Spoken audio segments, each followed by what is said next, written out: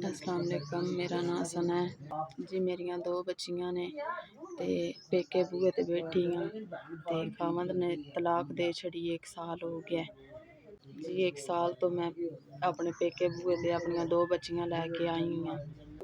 पेके भी माड़े ने ते मैं आप भी माड़ी हाँ। घरेलू झगड़े तो 1 साल हो गया। मेरे खामन ने मेरी तलाक दे छड़ी। बुढ़ी औरत है मेरी माँ ते बंदियां दे घरां विच काम करके ते साडे जोगा कोई दाना पानी लैके आउंदी है।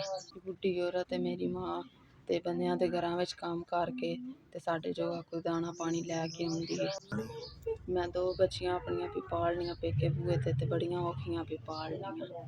मैं बच्चियां बड़ियां औखियां पालनियां पई। चलो जो भी फिर भी रब दी रज़ा है, राजी हाँ। जिकन दे भी हालात ने मैं ओदी रज़ा ते राजी हाँ।